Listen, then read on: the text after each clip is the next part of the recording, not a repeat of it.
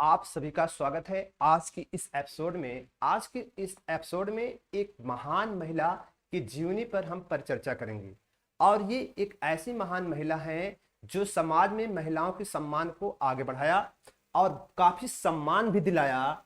आज हम उसी महिला की जीवनी पर परिचर्चा करेंगे जिनका नाम था मैरी क्यूरी।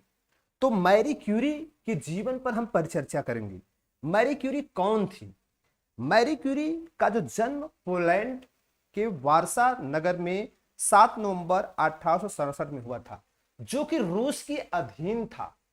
इनके माता पिता दोनों अध्यापक थे। इनकी माता का देहांत इनके जन्म के 10 साल के बाद हो गया।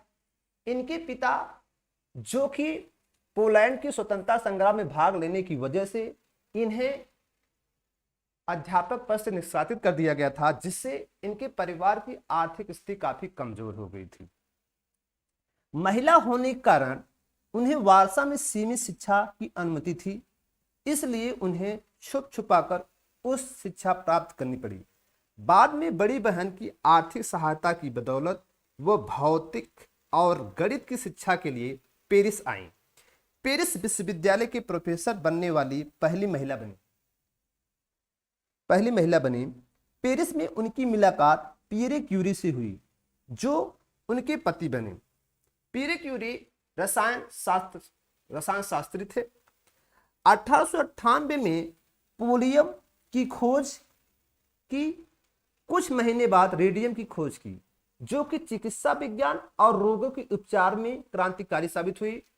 1903 में पीएचडी पूरी कर ली और उसी वर्ष दोनों दंपति को रेडियो एक्टिविटी की खोज के लिए भौतिकी में नोबेल पुरस्कार दिया गया और नोबेल पुरस्कार पाने वाली ये प्रथम महिला बनी।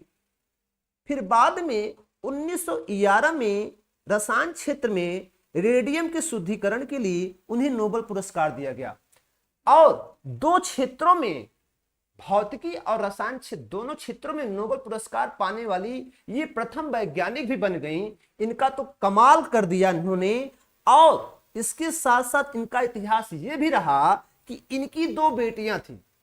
अब 2 बेटियों में जो बड़ी बेटी थी, जिनका नाम आयरिन था, उन्हें रसायन क्षेत्र में भी नोबेल पुरस्कार मिला था और इव जो थी छोटी बेटी, उनको शांति पुरस्कार मिला था। मतलब बेटियों ने भी नोबेल पुरस्कार प्राप्त किया था। हाँ, जो मैडम क्यूरी थी, उनके कुछ प्रेरणादायक विचार हम आपके साथ शेयर करते हैं। उनका जो प्रथम विचार था वो आपके साथ शेयर कर रहे हैं। आगे बढ़ने का रास्ता नहीं आसान होता है, न ही छोटा, पर नतीजे अच्छे मिलते हैं।